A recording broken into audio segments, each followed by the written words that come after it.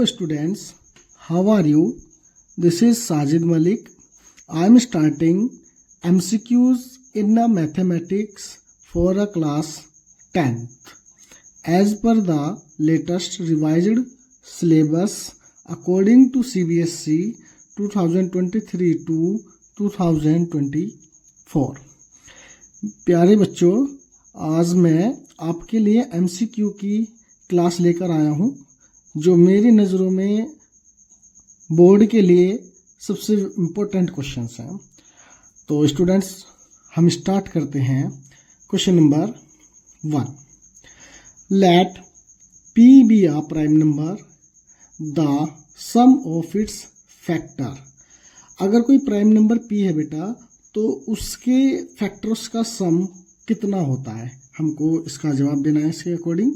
तो कुछ हमारे एक हाईलाइट पॉइंट होता है बेटा कि prime numbers is a whole numbers जो ग्रेटर देन 1 और हुज ओनली 2 फैक्टर्स होते हैं बेटा। पहला फैक्टर्स तो होता है 1 और दूसरा फैक्टर होता है उसका इटसेल्फ। तो सबसे पहले हमको गिवन है बेटा, गिवन प्राइम नंबर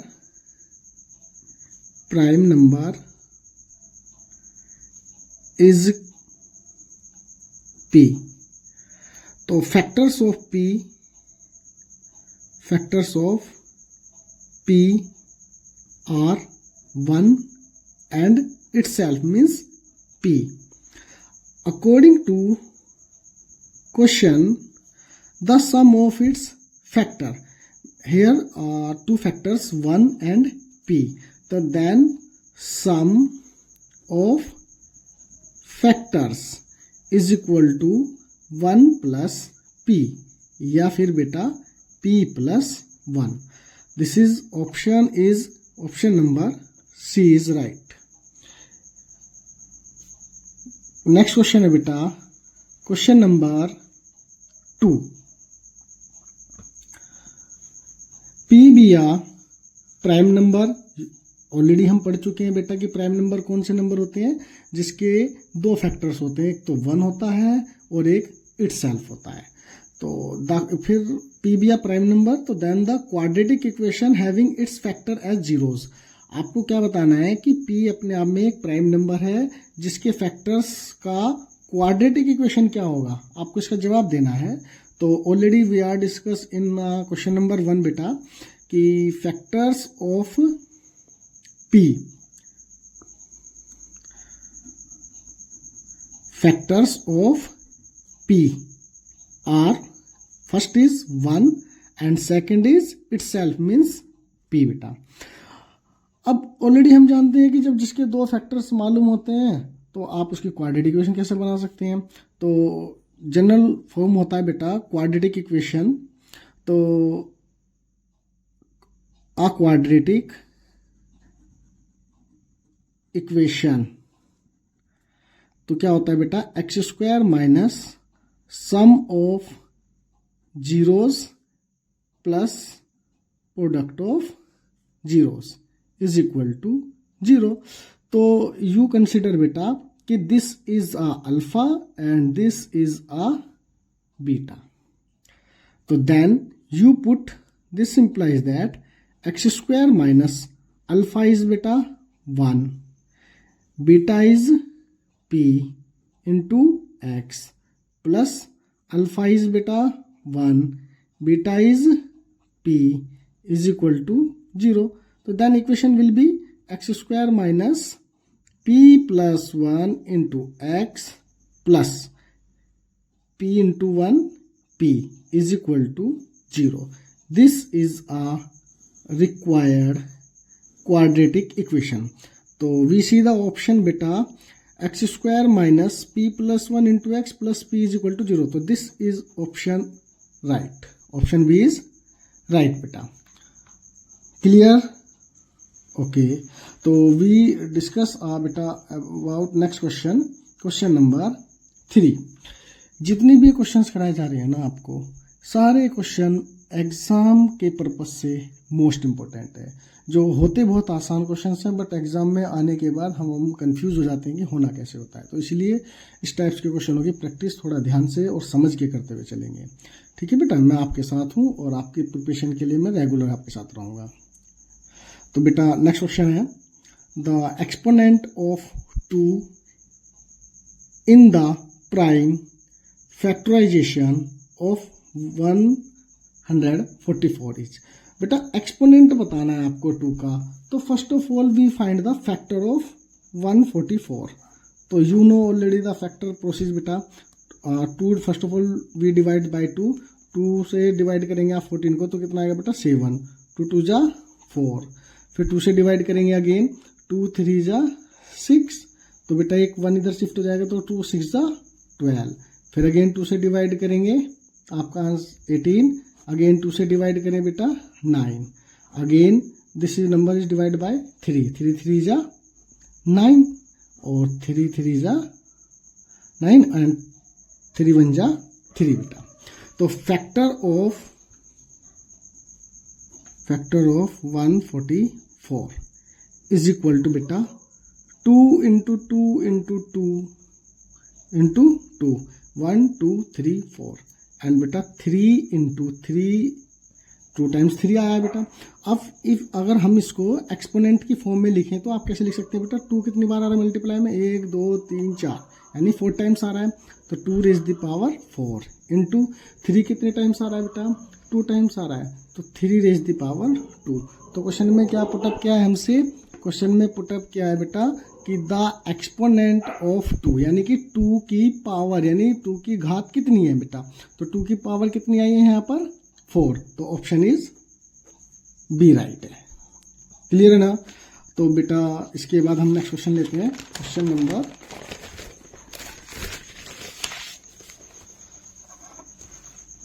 नंबर है आपका नेक्स्ट, क्वेश्चन नंबर 4 बेटा।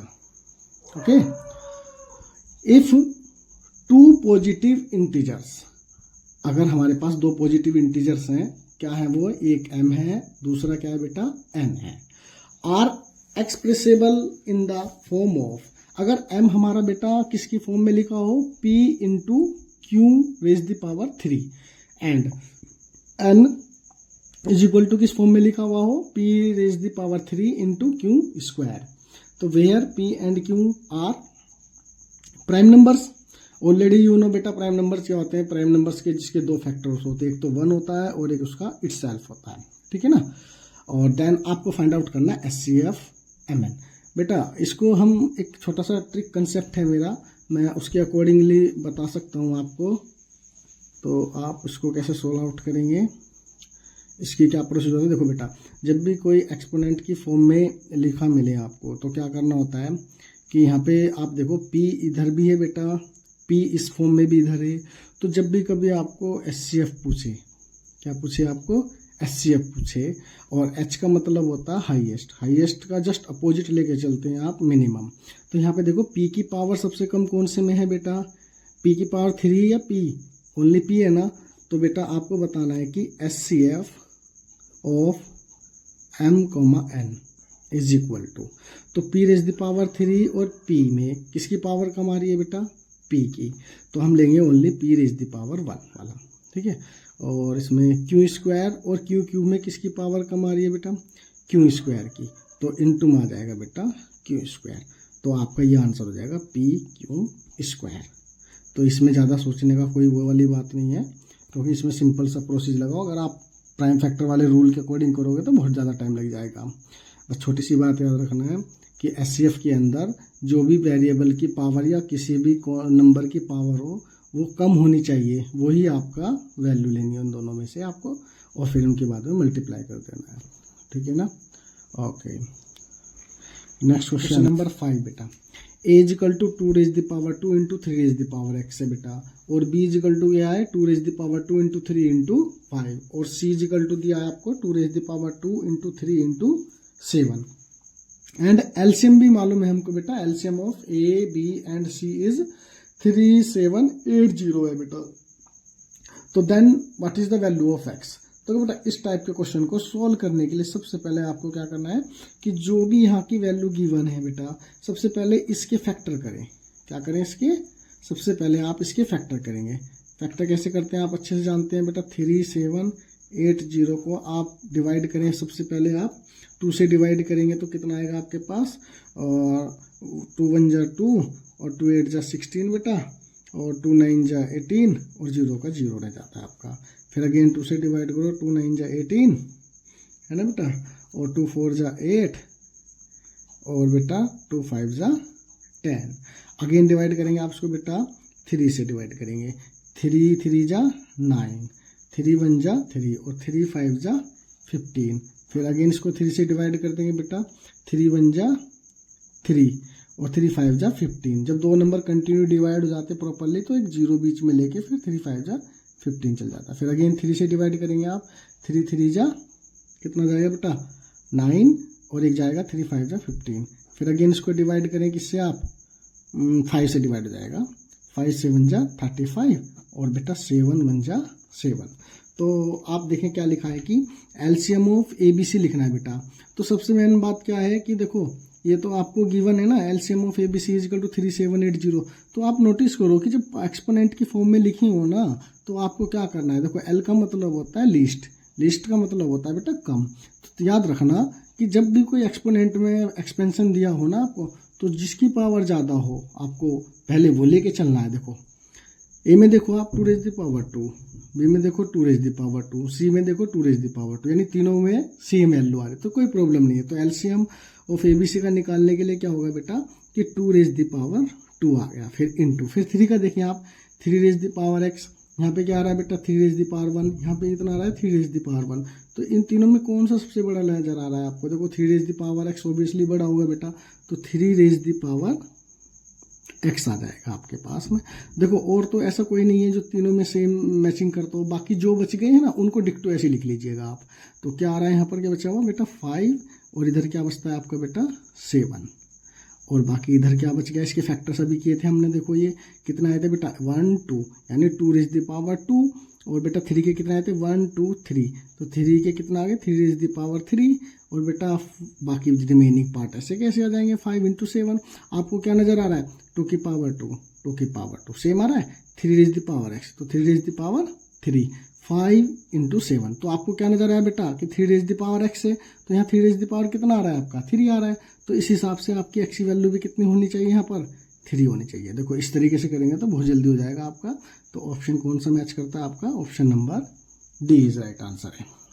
ओके आपके बेटा अब नेक्स्ट क्वेश्चन देखें आप, क्वेश्चन नंबर है 6 आपके पास में। इसमें क्या लिखा है कि n² - 1 इज डिविजिबल बाय, बेटा किससे डिविजिबल हो रहा है, वो 8 से हो रहा है। अगर इफ n इज, n क्या है, देखो अगर आप इसको इन जनरली करोगे तो बहुत ज़्यादा टाइम लग जाएगा हमको, क्योंकि एग्जामिनर को हमारे सॉल्यूशन से कोई मतलब नहीं होता है ऑब्जेक्टिव के लिए, उनको सिर्फ ऑप्शन चाहिए सही या फिर गलत होता है। तो इसके हिसाब से हम इसको ट्रिकली थोड़ा सा करेंगे। तो ट्रिक में कैसे अप्लाई करते हैं, देखो आप देखो n की वैल्यू यहाँ पर कुछ ऐसी रखें कि जो भी आंसर आए वो 8 से बड़ा आए। ठीक है, अगर मैं 1 रखता हूँ, देखो 1 का स्क्वायर 1 और -1, तो क्या आ जाएगा 0 आ जाएगा, तो वो तो एप्लीकेबल नहीं हो पाएगी वैल्यू। तो आप कुछ 2 भी रखेंगे वो भी छोटी आ जाएगी। तो आप क्या करेंगे यहाँ पर, देखो आप रख के देख लो एक बार, 2 रेज़ द पावर 2 करें और माइनस का बेटा क्या आ जाएगा 1, तो आंसर कितना आ जाएगा 4 - 1 इजिकल टू कितना आ गया 3। ये वैल्यू किससे लेस आ गई, 8 से लेस आ रही है। तो आपको क्या है कि ऐसी वैल्यू रखो जो 8 से बड़ा आंसर दे, ये वाली वैल्यू। तो आप क्या करें इसमें पुट करना बेटा, यहाँ पर आप n इज इक्वल टू आप क्या रखेंगे, एक बार 3 रख के देखें। तो 3 रख के देखेंगे तो आपको क्या नज़र आएगा 3² - 1, तो इजिकल टू आ जाएगा 9 - 1 इजिकल टू 8। तो इससे क्या नज़र आया कि ये जो आंसर 8 आया ये 8 से डिविजिबल हो रहा है। कब डिविजिबल हो रहा है, जब n की इक्वल टू आपने क्या रखा है 3 रखा है। तो अगर देख लेते हैं आगे और रख के देखो कि n इजिकल टू क्या रख के देखें आप 4 भी रख के देखें, रखिए आप 4² - 1, तो कितना आ रहा है 16 - 1, तो इजिकल टू 15 आ रहा है। क्या ये 15 8 से डिविजिबल है, 15 जो है 8 से डिविजिबल नहीं आ रहा है, तो इसलिए ये तो हमारा नहीं हो पाएगा, ये हो रहा था। ठीक है, अगली वैल्यू एक और रख के देख लेते हैं आप कंफर्मेशन लेने के लिए। क्या है कि n इज इक्वल टू आप पुट करके देखें बेटा, यहाँ पर कितना 5 रखें आपके, रखना एक बार, तो यहाँ पे कितना जाएगा 5² - 1 इजिकल टू कितना आ रहा है 25 माइनस 1 इजिकल टू कितना आ गया बेटा 24। देखो अगर इस फास्ट कैलकुलेशन करें तो इसका आंसर सेकंडों में बहुत जल्दी दिया जा सकता है। थोड़ा समझाने के लिए आपको थोड़ा टाइम लग रहा है। अब देखो 24 में से 1 माइनस करें तो कितना आ गया 24। क्या ये 8 से डिविजिबल है? यस, 8 से डिविजिबल आ रहा है, तो ये भी सही है। तो ये कब डिविजिबल हो रहा है 8 से? जब आप n की वैल्यू क्या रख रहे हो बेटा 3 रख रहे हो। फिर अगला 4 रखा तो नहीं हो रहा है, n की वैल्यू फिर क्या रखी आपने 5 रखा है तो डिविजिबल हो रहा है। तो इसका मतलब ये समझा आपने जब भी कभी ओड नंबर रखा है तो वो 8 से डिविजिबल हो रही है वैल्यू। तो इसका मतलब आपका कौन सा नंबर होना चाहिए? n इंटीजर होगा, हो ही नहीं सकता है, ठीक है, क्योंकि नेगेटिव में है। नेचुरल नंबर है, वो है ही नहीं सकता है क्योंकि नेचुरल नंबर कंटिन्यू चलते हैं आपके। एन ओड इंटीजर, या देखो आप देखो ओड इंटीजर ही तो रखा आपने, पहले 3 रखा फिर 5 रखा है, तो मेरे accordingly option number C is right answer है बेटा। ठीक है, जनरली करेंगे तो बहुत टाइम लग जाएगा, इसको अब थोड़ा सा ट्रिकली सोचेंगे तो जल्दी हो जाता है बेटा। ओके, अब नेक्स्ट क्वेश्चन देखते हैं आप। क्वेश्चन नंबर देखिए आप, क्वेश्चन नंबर है 7। इसमें क्या है बेटा कि let n be a natural number.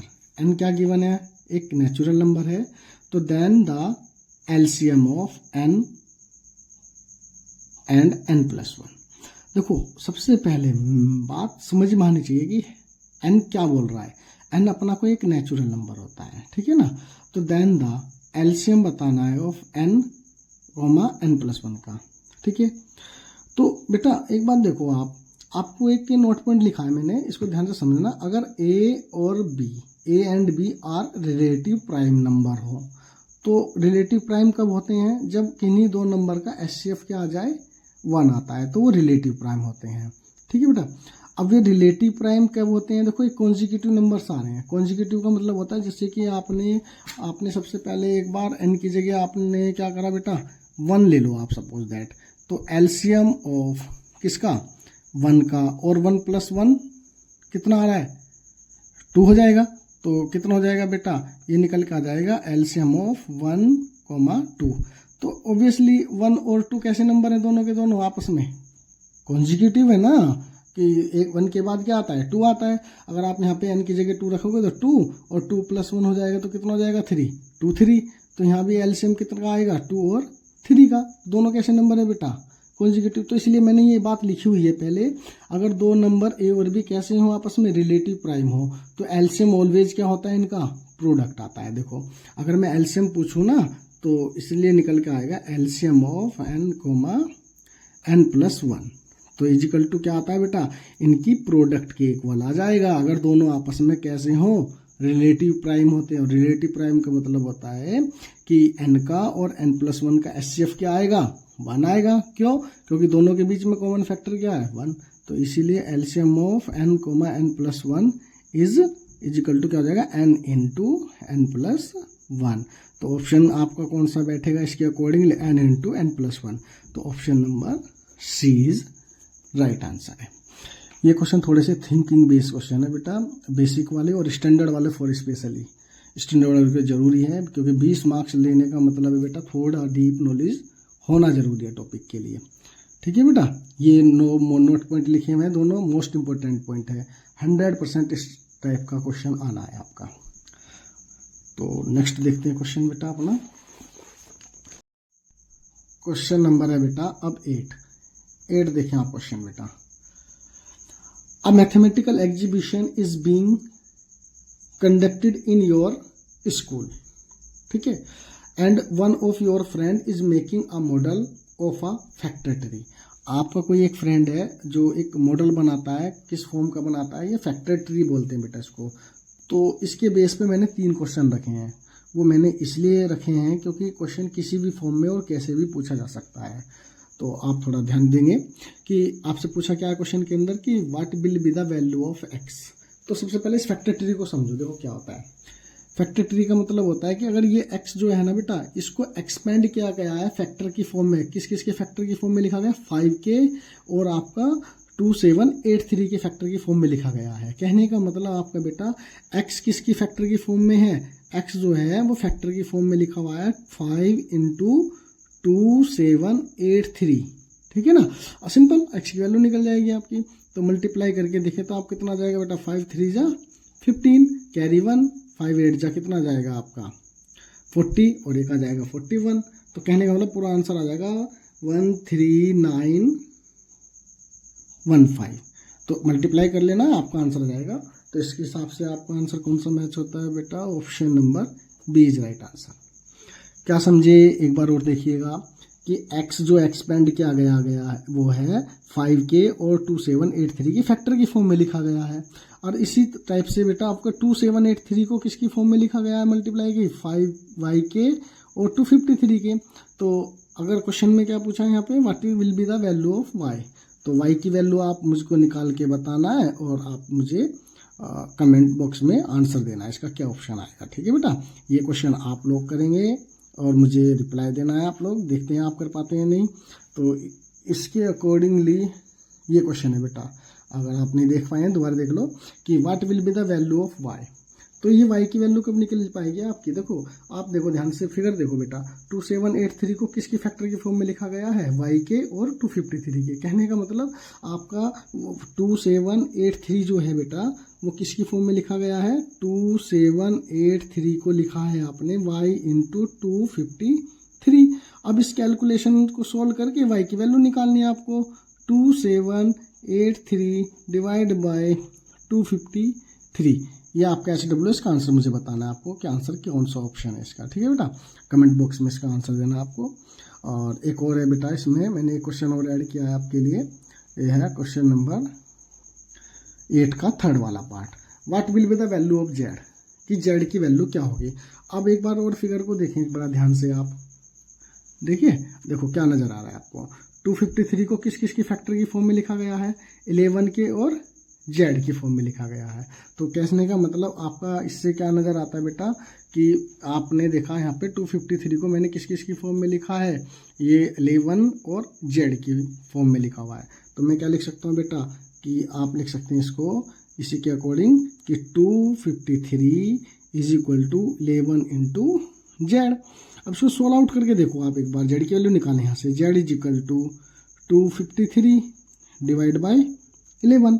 अब सोल्व करके देखें आप जरूर 100% 11 से डिवाइड होगा, क्योंकि ऑप्शन के अकॉर्डिंग भी हम बता सकते हैं कि कोई ना कोई नंबर परफेक्ट कंप्लीट है, तो इसका मतलब ये डिवाइड कंप्लीट होगा। देखो 11 1 जा 11, 11 2 जा 22, तो आपका कितना बचा बेटा यहाँ पे 3, तो इधर कितना हो जाएगा 33। तो 11 3 जा 33, तो जेड की वैल्यू कितनी आ गई आपकी 23। तो कितना ऑप्शन है इसका बेटा? ऑप्शन नंबर बी है।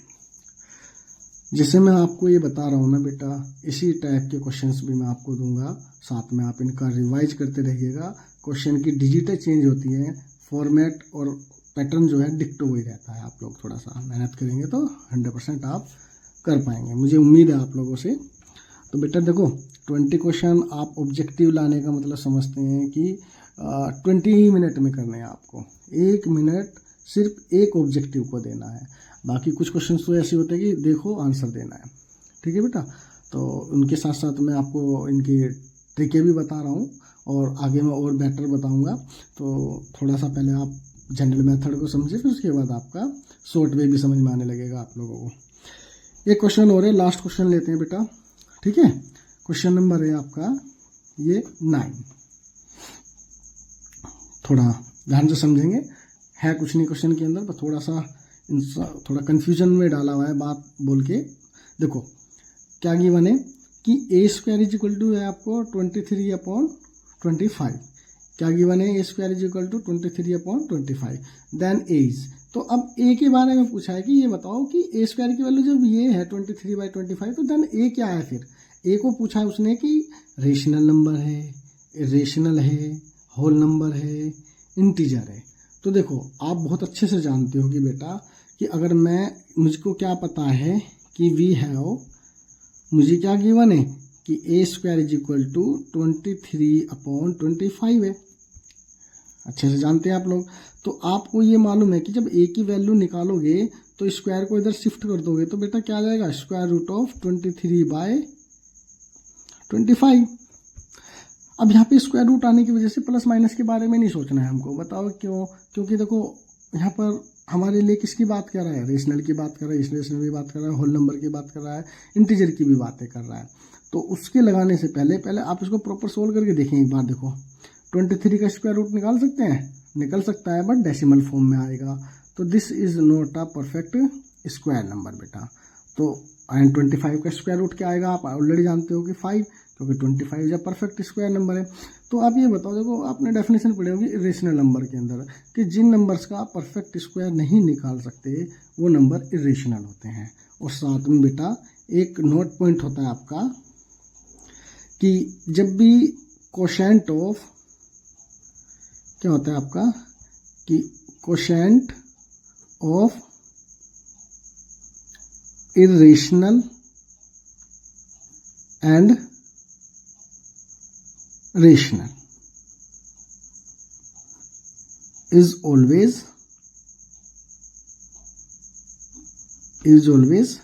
irrational। क्या हो जाता है, अगर किसी irrational √3 is not a perfect square number तो दिस इज अ इरेशनल बेटा। और 5 यहाँ पे क्या है बेटा, रेशनल। क्या है 5, रेशनल नंबर है। तो कभी भी इरेशनल को किसी रेशनल से डिवाइड करोगे तो आंसर जो आएगा वो ऑलवेज इरेशनल आता है। क्या आता है, इरेशनल आता है। तो इसीलिए आपका ऑप्शन कौन सा मैच होता है इसके according, option number B is right answer. तो इरेशनल नंबर आ जाएगा। तो स्टूडेंट्स, मुझे आपसे उम्मीद है कि आप बेहतर समझे होंगे और कोशिश करेंगे तो 100% आप अच्छा कर पाएंगे। मैं आपके साथ रहूँगा, जितना भी पॉसिबल होगा मैं अच्छे से अच्छे क्वेश्चन लाऊंगा जो आपके बोर्ड में हेल्प करेंगे।